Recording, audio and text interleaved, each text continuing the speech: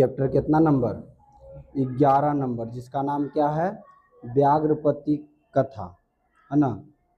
इसको हम लोग बढ़िया से पढ़ेंगे, ठीक है। हम लोग का जो अभी चैप्टर कितना है बुआ, 11 नंबर हम लोग को पढ़ना है। बात कर लेते हैं संस्कृत में। संस्कृत में टोटल हम लोग को कितने पढ़ना है चैप्टर, सॉरी 14, कितना पढ़ना है 14, जिसमें से आज हम लोग कितना नंबर पढ़ेंगे, 11 नंबर आज हम लोग क्या करेंगे, पढ़ने वाले हैं। और हम लोगों का शेष कितना बच जाएगा, तो 3 और चैप्टर क्या रहेगा, बच जाएगा। उसके बाद में क्या हो जाएगा, संस्कृत का बुक क्या हो जाएगा, खत्म हो जाएगा। समझ गए ना कहने का मतलब। तो फिर ये जो अगला संडे, ये संडे जो आने वाला ना, उसी संडे को 1 से लेकर के 10 चैप्टर तक का टेस्ट ले लिया जाए।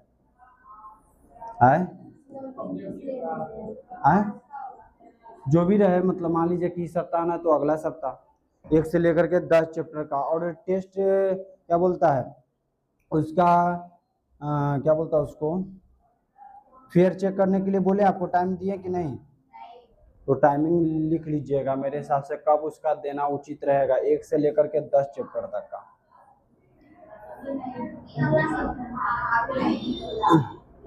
आज हो गया 24 तारीख ना, तो 2/9/2026, यानी कि 2 तारीख के आप लोग का फेयर चेक होगा, 1 से लेकर के 10 चैप्टर तक। संस्कृत की बात कर रहे हैं, समझ गए ना कहने का मतलब। इसको कंप्लीट करिएगा। और ये देखो क्रैश कोर्स जो है, जो स्टार्ट होल है, जान ही रहे हो, ठीक है। तो देखिए आज जो हम लोग पढ़ने वाले हैं बुआ चैप्टर, उस चैप्टर का नाम पता है क्या है, चैप्टर कितना पढ़ने वाले हैं, 11, जिसका नाम क्या है, व्याघ्र पथिक कथा। इस चैप्टर को पढ़ने वाले हैं, जिसका नाम क्या है, व्याघ्र पथिक कथा। अब देखिएगा समझिएगा थोड़ा बढ़िया से। व्याघ्र पथिक कथा बोल रहा है, क्या बोल रहा है, व्याघ्र पथिक कथा। देखो व्याघ्र मतलब क्या होता है, बाघ। क्या होता है बुआ, बाघ होता है कि नहीं। व्याघ्र संस्कृत में हो गया, और हिंदी में क्या बोलेंगे, बाघ। बाघ को संस्कृत में क्या बोला जाता है, व्याघ्र। देखिए ये पथिक लिखा हुआ, क्या लिखा हुआ है, पथिक। पथिक पता किसे कहा जाता है, राहगीर को कहा जाता है। किसको, राहगीर को। जैसे मान लीजिए कि जो भी रास्ते में चल रहा है ना, उसे क्या कहा जाएगा, राहगीर कहा जाएगा, ठीक है। उसकी कथा मतलब तो समझ ही रहे हैं, एक बाघ का और एक राहगीर का हम लोग क्या करने वाले हैं, आज कथा पढ़ने वाले हैं। इसकी कथा पढ़ने वाले हैं, एक बाघ की और एक राहगीर की, यानी कि एक व्याघ्र और एक पथिक की कथा को आज हम लोग क्या करेंगे, पढ़ेंगे। एक बाघ है जो नदी में स्नान करके, क्या चीज में स्नान करके, नदी में स्नान करके, और नदी के किनारे आकर के बोल रहा है कि एक कुश लिए हुए, जैसे में आपके यहाँ कोई भी ब्राह्मण पूजा पाठ करवाने आते हैं तो एक कुश लेकर के आते हैं, पैती जिसको बोला जाता है ना, पैती नहीं देखते हो, इसमें पहनाया जाता है। तो वही लेकर के जैसे कि कुश लेकर के बोल रहा था कि सोने का कंगन कोई ले लो। ये जो बाघ है वो तालाब या नदी में स्नान करके बाहर आया हुआ है और बोल रहा है कि मेरे पास सोने का कंगन है। क्या कुश लिए हुए है, क्या लिए हुआ है, कुश। लेकिन फिर भी बोल रहा है कि सोने का कंगन ले लो कोई। क्या चीज बोल रहा है, सोने का कंगन है मेरे पास, कोई क्या करो, ले लो। ऐसा कौन कह रहा है, बाघ कह रहा है। ऐसा बाघ कह रहा है कि सोने का कंगन है मेरे पास, कोई ले लो, है ना।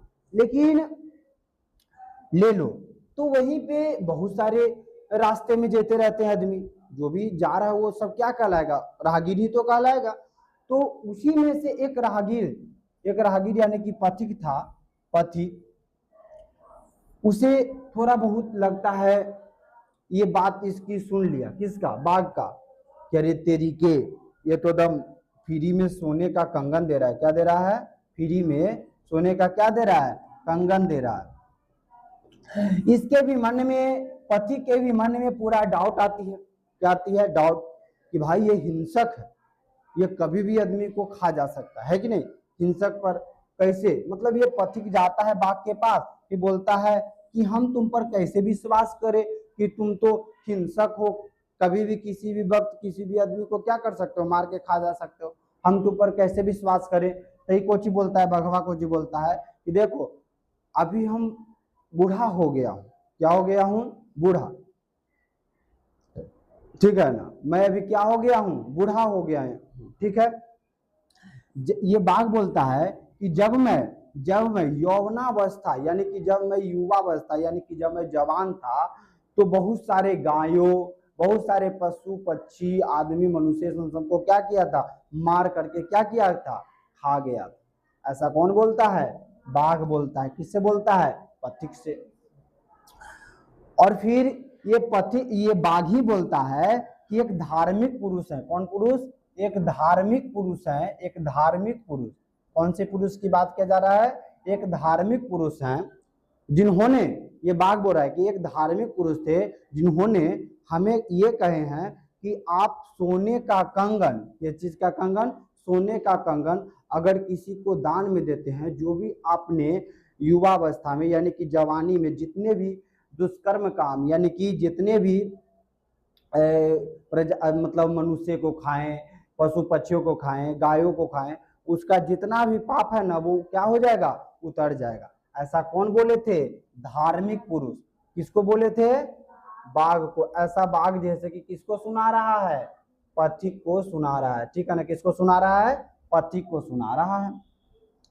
तो भाई पथिक को थोड़ा विश्वास हो गया, क्या हो गया, विश्वास हो गया कि हो सकता है, सही में हो सकता है। इस तरह से बात हुआ तो पथिक जैसे कि गया बाघ के पास कि लाओ कंगन कहाँ है, सोने का कंगन दिखाओ। बोला, बाघ बोला कि आपको सोने का कंगन लेने से पहले आपको तालाब में जाना होगा, क्या करने के लिए, स्नान करने के लिए। क्या करने के लिए, स्नान करने के लिए। तो भाई बेचारा गया स्नान करने के लिए, भाई तालाब में तो गया, लो अंदर में मिल गया कीचड़। तो कीचड़ में आदमी फंस ही ना जाता है, तो कीचड़ में फंस गया। अब बघवा को जी बोलता है कि लगता है आप कीचड़वा में फंस गए हैं जी, आपको निकाल दे का आ करके। तब तो पथिक समझ ही गया कि अरे तेरी के ही तो हमरा लगता है ले मराया है कि नहीं, पूरा बढ़िया से दिमाग लगा, फिर बेचारा के गया कीचड़ में, खाओ के कहानी खत्म कर दिया होगा। यही था, ये तो शॉर्टकट रहा, ठीक है, हम लोग विस्तार से पढ़ेंगे। आइए, ये देख रहे हो ना पूरा, मतलब ये कहानी था।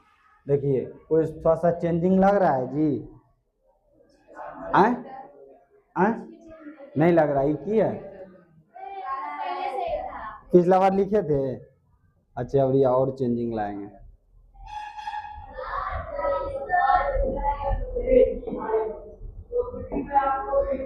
तो देखिएगा बुआ, ठीक है, एकादश पाठ मतलब एकादश मतलब क्या होता है, एकादशा मतलब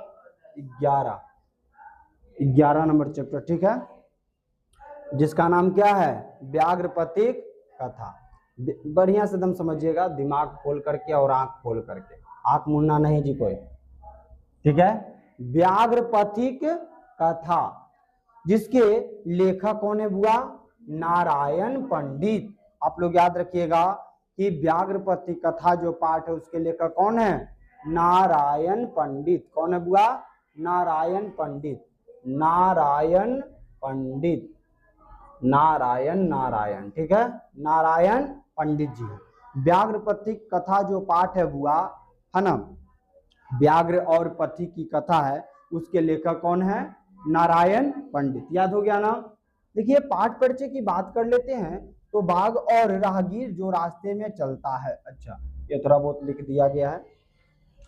देखिए पहला हम लोग को देखते हैं कि अयम मतलब यह, अयम मतलब क्या होता है, यह, पाठ मतलब पाठ, नारायण पंडित पंडित रचितस्य हितोपदेश नाम कस्य, है ना, नीति कथा ग्रंथ से मित्र लाभ नामक खंड संकलित। देखो कहा गया है यह जो पाठ है ना, यह मतलब क्या होता है, यह पाठ नारायण पंडित के द्वारा रचित है, यानी कि इस पाठ के लेखक कौन है बुआ, तो नारायण पंडित। यही ना कहा गया है, यह पाठ यानी कि व्याघ्र पथिक कथा जो पाठ है उसके लेखक कौन है, नारायण पंडित है।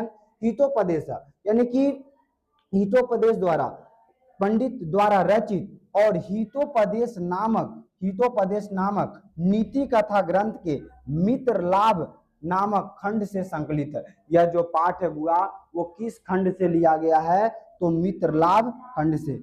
मित्र लाभ खंड से किस खंड से? मित्र लाभ खंड से। मित्र लाभ खंड से और है ना, और कहां से? हितोपदेश से। किससे बुआ? तो हितोपदेश से। देखिए बताएंगे अभी हितोपदेश का अर्थ क्या होता है, ठीक है। देखिए कहा गया है, कौन चूचा कर रही है जी? देखो ना बढ़िया से, यह जो पाठ है ना बुआ, इसके पाठ के लेखक कौन है बुआ? तो नारायण पंडित द्वारा रचित हितोपदेश नामक नीति कथा ग्रंथ के किस खंड से लिया गया है? तो मित्र लाभ के खंड से संकलित है। यहाँ पे कहा गया है कि व्याघ्रपत्तिक जो कथा है ना, वो उसके लेखक नारायण पंडित है, जो हितोपदेश के नीति कथा ग्रंथ के मित्र लाभ खंड से क्या किया गया है? लिया गया है, यानी कि संकलित, यानी कि लिया गया है। ये जो व्याघ्रपत्तिक कथा जो पाठ है ना बुआ, ये कहां से लिया गया है? तो आप लोग का जवाब आएगा कि सर इसका जो आंसर होने वाला है हितोपदेश के नीति कथा ग्रंथ, क्या बताइएगा? हितोपदेश के नीति कथा ग्रंथ के मित्र लाभ खंड से लिया गया। अगर तोड़ तोड़ के क्वेश्चन पूछेगा अलग करके तो आपसे ऐसे क्वेश्चन किया जाएगा कि व्याघ्रपत्तिक कथा जो पाठ है ना, उसके लेखक कौन है? नारायण पंडित। ये जो व्याघ्रपत्तिक कथा जो है बुआ, वो कहां से लिया गया है या कहां से संकलित है? तो आपको जवाब देना होगा। जैसे में ऑप्शन पूछेगा हितोपदेश, महाभारत, रामायण, इनमें से कोई नहीं, तो क्या जवाब दीजिएगा? हितोपदेश, है ना। यह पूछा जाएगा कि ये जो व्याघ्रपत्तिक कथा जो है बुआ, वो किस खंड से लिया गया है? तो क्या जवाब दीजिएगा? मित्र लाभ खंड से लिया गया। यहाँ से 3 इंपॉर्टेंट क्वेश्चन, ठीक है, 3 इंपॉर्टेंट क्वेश्चन। पहला क्वेश्चन था व्याघ्रपत्तिक कथा जो पाठ है उसके लेखक कौन है? नारायण पंडित। यह पूछ सकता है आपसे यहाँ से भी कि हितोपदेश जो ग्रंथ है, हितोपदेश में क्या है? ग्रंथ है। क्या है बुआ? ग्रंथ है। हितोपदेश जो ग्रंथ है उसमें किससे संबंधित कहानियां रहती थी? तो आपको जवाब देना है पशु पक्षियों से संबंधित कहानियां रहती है। हितोपदेश जो है ना बुआ ग्रंथ, क्या है बुआ? हितोपदेश जो ग्रंथ है, समझिएगा बढ़िया से क्योंकि ये क्वेश्चन पूछा हुआ। हितोपदेश जो ग्रंथ है ना, उसमें किससे संबंधित कहानियां देखने को मिलती है? तो आप लोग का जवाब आएगा कि पशु पक्षियों से संबंधित। पशु पक्षियों से संबंधित क्या रहता है? इसमें कहानियां रहता है। कोई दिक्कत? आपसे डायरेक्ट क्वेश्चन किया जाएगा कि हितोपदेश जो ग्रंथ है उसमें किससे संबंधित कहानियां रहती है? तो आप लोग को जवाब देना है क्या? पशु पक्षियों से संबंधित इसमें क्या रहती है? कहानियां रहती है। कोई दिक्कत? यहाँ से जितने भी क्वेश्चन बना वो हम लोगों ने फिर एक बार रिवीजन करेंगे, ठीक है। हम लोग जो चैप्टर पढ़े उस चैप्टर का नाम क्या है बता दो? क्या पढ़ रहे हैं? उस चैप्टर का नाम क्या है? व्याघ्रपत्तिक कथा। देखो यहीं पे क्वेश्चन कर ले क्या? व्याघ्रपत्तिक कथा, उस चैप्टर का नाम क्या हुआ? व्याघ्रपत्तिक कथा। व्याघ्रपत्तिक कथा। इस पाठ के लेखक कौन है बताइए? नारायण पंडित। बताइएगा व्याघ्रपत्तिक कथा जो है जो किस ग्रंथ से लिया गया है? हितोपदेश ग्रंथ से लिया गया है। और व्याघ्रपत्तिक कथा जो है ना, व्याघ्रपत्तिक कथा जो है जो किस खंड से लिया गया है? मित्र लाभ खंड से। किस खंड से? मित्र लाभ खंड से। और क्वेश्चन क्या हो सकता है? हाँ, हितोपदेश का अर्थ क्या होता है? हितोपदेश में किससे संबंधित कहानियां देखने को मिलती है? तो आप लोग का जवाब क्या आ जाएगा? पशु पक्षियों से संबंधित कहानी। पशु पक्षियों से संबंधित कहानियां इसको में देखने को क्या होती है? तो हम लोगों को मिलती है। कोई दिक्कत यहाँ तक नहीं ना? व्याघ्रपत्तिक कथा उस पाठ के लेखक नारायण पंडित हैं। इसमें ये जो पाठ है वो लिया गया हितोपदेश के नीति कथा ग्रंथ से लिया गया है। और मित्र लाभ खंड से लिया गया है ना। और हितोपदेश का अर्थ ये होता है, हितोपदेश में हम लोगों को जो ग्रंथ है उसमें पशु पक्षियों से संबंधित कहानियां देखने को क्या मिलती है हम लोगों को। ओके, यहाँ तक कंप्लीट। यही ना क्वेश्चन था, और तो ज्यादा कुछ इसमें नहीं बन रहा था, क्या और ज्यादा बन रहा था? नहीं ना, जो बन रहा था वो हम लोगों ने कंप्लीट किया। आगे बढ़ते हैं।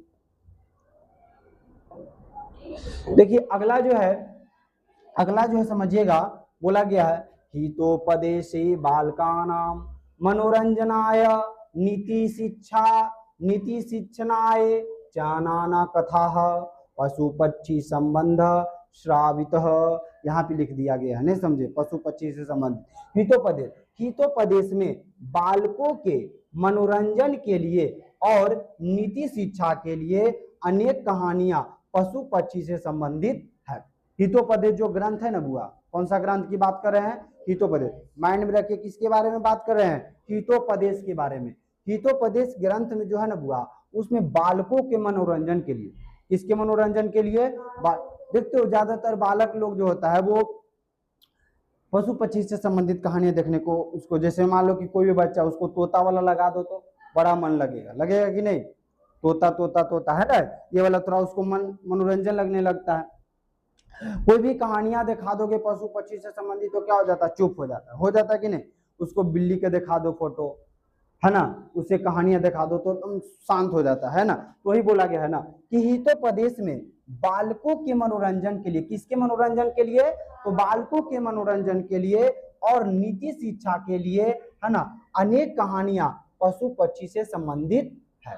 अब से क्वेश्चन किया जाएगा कि हितोपदेश के बारे में आप क्या जानते हैं, तो आप जवाब दीजिएगा कि हितोपदेश एक ग्रंथ है। क्या है? हितोपदेश एक ग्रंथ है जिसमें बालकों को मनोरंजन के लिए, क्या बोल सकते हो? बालकों के मनोरंजन के लिए ये जो ग्रंथ है ना, इसमें बालकों के मनोरंजन होता है। ये मतलब यही ना बोल रहा है जी, हितोपदेश में बालकों के मनोरंजन के लिए और नीति शिक्षा के लिए अनेक कहानियां, इसमें क्या होती है? अनेक कहानियां है जो किससे संबंधित होती है? तो पशु पक्षी से संबंधित कहानियां होती है। हितोपदेश में किससे संबंधित कहानियां होती है? तो आप लोग का जवाब क्या आ जाएगा? पशु पक्षियों से संबंधित कहानियां होती है। समझ गया ना कहने का मतलब? पशु पक्षियों से संबंधित क्या होती है? कहानियां होती है। हितोपदेश जो ग्रंथ है उसमें किसको मनोरंजन होती है? बालकों के मनोरंजन होती है। और उसमें किससे संबंधित कहानियां हमको देखने को मिलता है? पशु पक्षियों से संबंधित कहानियां देखने को मिलती है। ये रहा। 3 नंबर में आ जाते हैं। प्रस्तुत कथायाम लोभस्य दुष्परिणामः प्रकटितः। बोला गया बुआ प्रस्तुत पाठ में, इस पाठ में, प्रस्तुत पाठ में यानी कि यह पाठ में लोभस्य मतलब लोभ के दुष्परिणाम का प्रकट किया गया है, कहा गया है बुआ। समझिएगा कि इस पाठ में, कौन सा पाठ का नाम क्या है? व्याघ्रपति कथा। व्याघ्रपति कथा में लोभ और दुष्परिणाम, यानी कि लोभ, जब आप देखिए कि लोभ कौन किया? पथिक लोभ किया। थोड़ा सा शॉर्ट ट्रिक बताया तो आप लोग तो समझ ही गए कि लोभ कौन किया? राहगीर यानी कि पथिक लोभ किया। तो उसका दुष्परिणाम निकला ना बुआ। दुष्परिणाम क्या निकला? कि वो कीचड़ में जाके फंस गया कि नहीं? तो उसके बारे में हम लोग क्या करेंगे? आज पढ़ेंगे। ठीक है। फिर बोला गया है पशु पक्षी कथानाम मूल्यम मानवानाम शिक्षार्थ प्रभुतम भवति इति एतादृशिभ्य कथा भी ज्ञायते। पशु पक्षी कथायानाम, पशु पक्षी बोला गया है, पशु पक्षियों की कहानी के मूल्य मानवों के लिए महत्वपूर्ण होता है। कहा गया है ना बुआ कि पशु पक्षियों से जो संबंधित कहानियां होती है ना, वो मानवों को सीख देती है। इसको सीख देता है? मानवों को। यानी कि हम लोग को सीख किसे मिलता है? तो पशु पक्षी से संबंधित जो कहानियां होती है ना, जैसे मान लो कि आज हम लोग देख रहे हैं किसे, बाघ के बारे में समझेंगे ना जी, तो उससे हम लोग को सीख मिलेगा कि नहीं कि हम लोग को लोभ नहीं करना चाहिए, है कि नहीं? सीख मिलेगा कि नहीं? हम लोगों को मिलेगा जरूर, है कि नहीं? तो ही कहा गया है कि पशु पक्षियों की कहानी के मूल्य मानवों के लिए क्या है? महत्वपूर्ण है।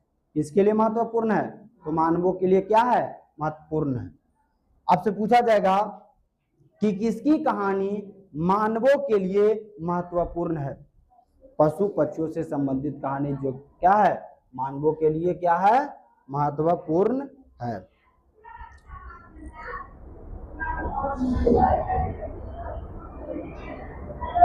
यहां से हम लोग का चैप्टर का नाम क्या है, व्याघ्रपथिक कथा।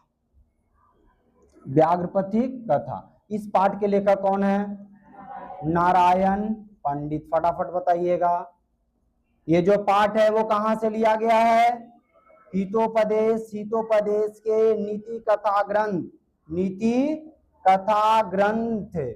और किस खंड से, मित्रलाभ खंड से। किस खंड से, मित्रलाभ खंड से लिया गया है, मित्रलाभ खंड से लिया गया है। हितोपदेश का अर्थ क्या होता है, इसमें किससे संबंधित कहानियां देखने को मिलता है, पशु पक्षियों से संबंधित कहानियां देखने को मिलता है। पशु पक्षियों से संबंधित कहानियां देखने को क्या होती है, तो हम लोगों को मिलती है। कौन ऐसा कहानी है जिससे मानवों को सीखने को मिलता है, बताइए कौन ऐसा कहानी, किससे संबंधित कहानियां है, तो आप लोग का जवाब आएगा पशु पक्षियों से संबंधित कहानी। किससे संबंधित हुआ, तो पशु पक्षियों से संबंधित कहानियां जो है, जो मानवों को क्या देती है, तो सीख देती है। कोई दिक्कत, यहाँ तक हम लोगों ने पढ़ा और सीखा भी कुछ, ठीक है। आइए आगे बढ़ते हैं, यहाँ से अब आप लोग का स्टार्ट होती है। आइए आगे की ओर बढ़ते हैं। देखिएगा कहा गया है, कश्चित वृद्ध व्याघ्र अस्नातः उस हस्ता सर अस्तिरे ब्रूतो भो भो पांथ इदम सुवर्ण कंगनम गृहताम।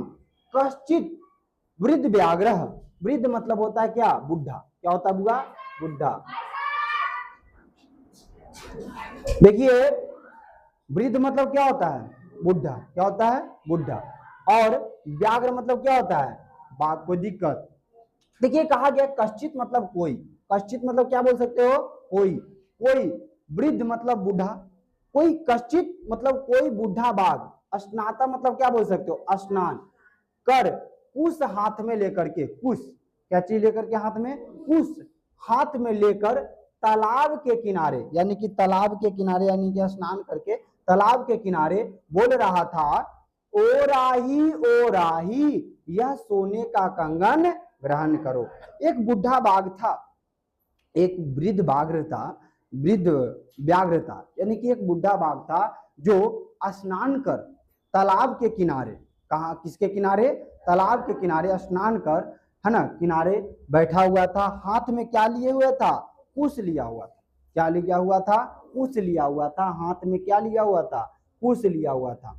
क्या लिया हुआ था, कुश, हाथ में कुश लिया हुआ था। और बोल रहा था, ओ राही यह सोने का कंगन ग्रहण करो। यानी कि जो भी जा रहा था ना, वो तालाब के किनारे कौन बैठा हुआ था, बाघ बैठा हुआ था। और बोल रहा था, जो भी जा रहा था रास्ते में, बोल रहा, ओ राही सोने का कंगन ग्रहण करो। ऐसा कौन बोल रहा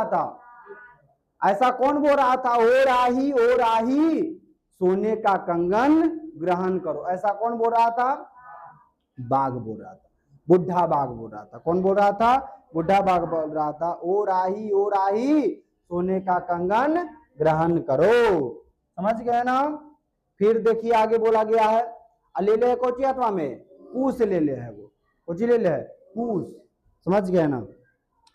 बोला जा रहा ततो मतलब इसके बाद, ततो लोभा कृष्टेन केन चिंता नाथे, बोला गया केन चिंता नहीं, चित्पा नथे नालोचितम भाग्ये नैत नन सभवती किंत व अस्मृणात संदेहे प्रवृत्तने विधेया। बोला गया ततो मतलब इसके बाद, ततो मतलब क्या होता है, इसके बाद लोभ से आकृष्ट होकर, लोभ से आकृष्ट कौन हो गया, पथिक, राहगीर, है ना।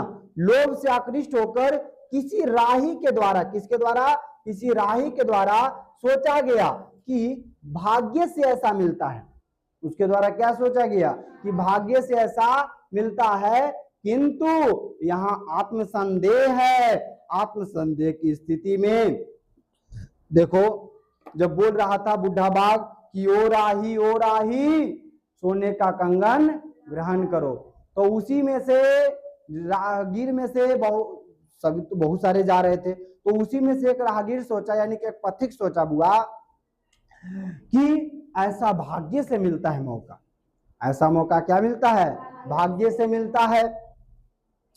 लेकिन उसके मन में यह था कि यहाँ आत्मसंदेह भी है, यहाँ क्या है, संकोच भी है, यानी कि संकट भी है ना। यहाँ पे आत्मसंदेह यानी कि थोड़ा सा हमको क्या करना पड़ेगा, सोचना पड़ेगा इसके बारे में, समझ गया ना। दो ही था। फिर देखो कार्य नहीं करना चाहिए, देखो यहाँ पे बोल भी दिया गया है कि संदेह की स्थिति में कार्य नहीं करना चाहिए, क्योंकि देखो आगे क्या बोला गया है, देखो यतः मतलब देखो ये कौन बोल रहा है पता है, ये जो आप देख रहे हैं ना, ये जो देख रहे हैं आपको मंत्र देखने को मिल रहा है, ये बोल रहा है कौन, राहगीर बोल रहा है। कौन बोल रहा है, राहगीर मतलब क्या बोल सकते हो, पथिक। क्या बोल सकते हो, पथिक बोलता है। अनिष्ट दिष्ट लाभे अपि ना गति जार्यते शुभा यत्रा अस्ते विष संस्कार अमृतम तदपि मृत्येव। बोला गया है कि बुरे कार्य, किस कार्य की बात किया जा रहा है, बुरे कार्य करके यदि लाभ भी हो जाए तो उसकी गति क्या है, शुभ है। अगर मान लीजिए कहा जा रहा है कि अगर आप बुरे कार्य भी करते हैं, यदि आपकी लाभ हो जाती है तो उसकी गति क्या है, शुभ है, लेकिन कल्याणकारी नहीं होती।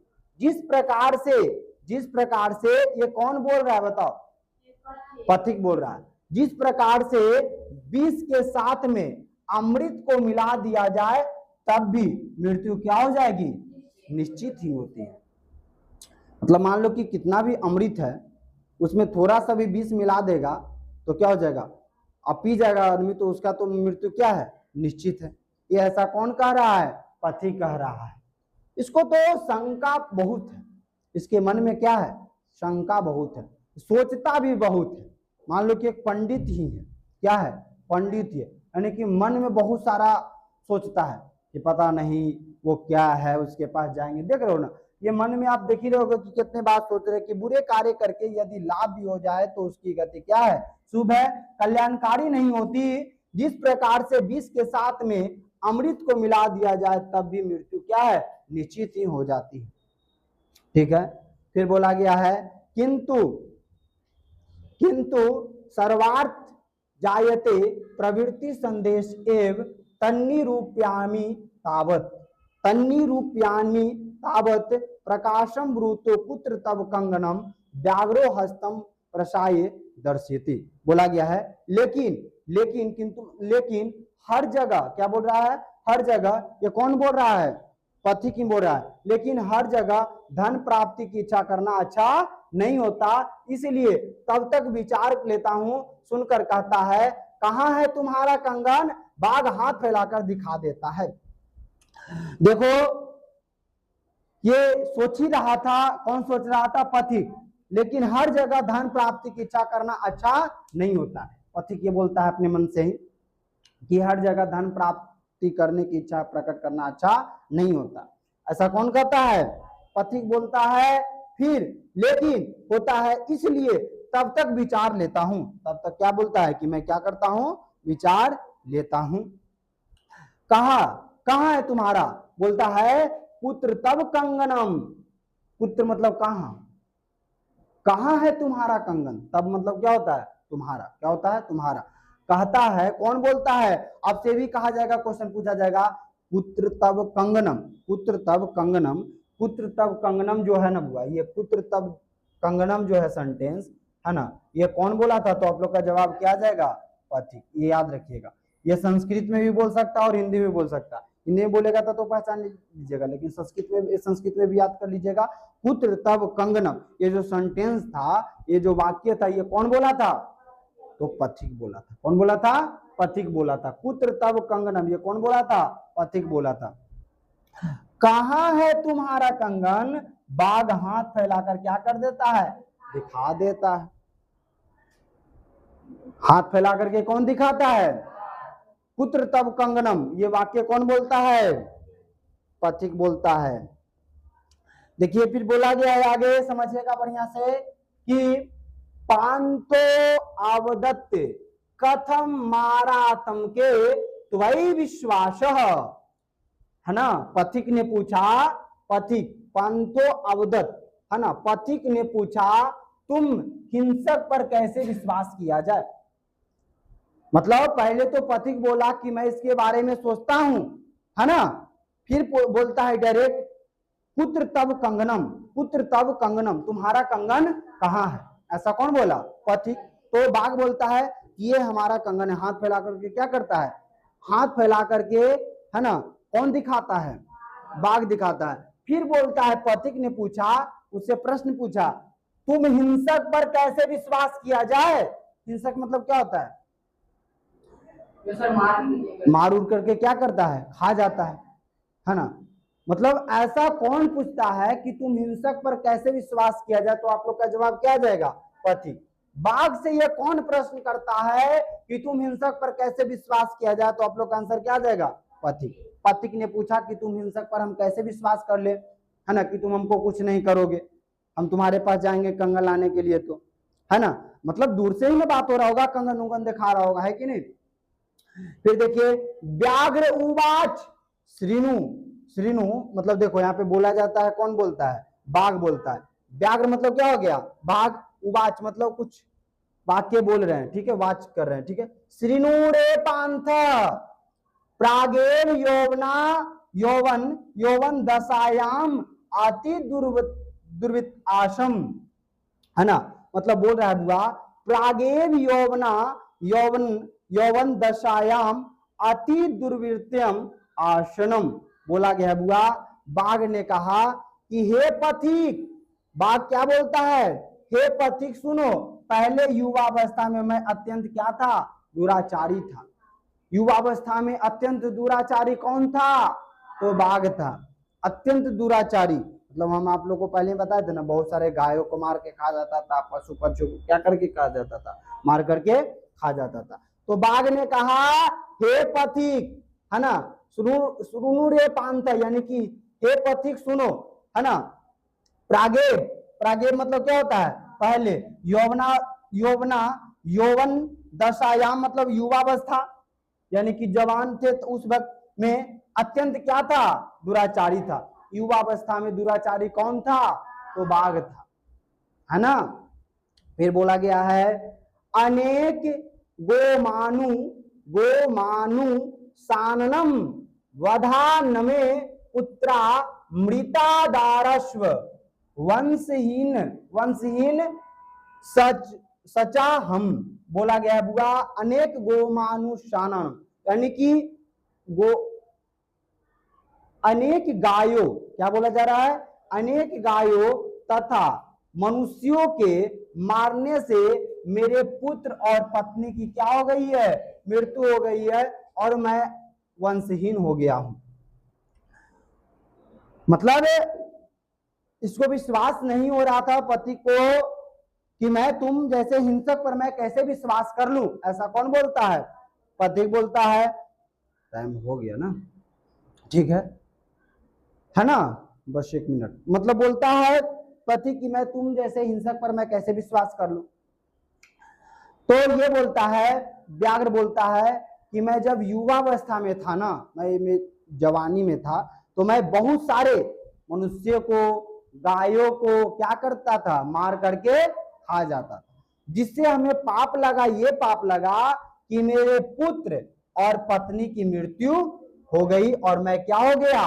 वंशहीन हो गया।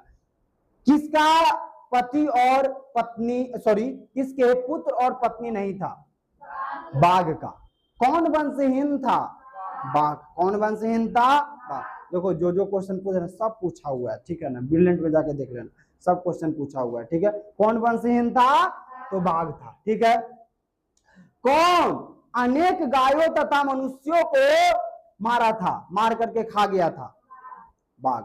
कौन अनेक गायों तथा मनुष्यों के मारने से, है ना, उसके पुत्र और पत्नी की मृत्यु हो गई थी?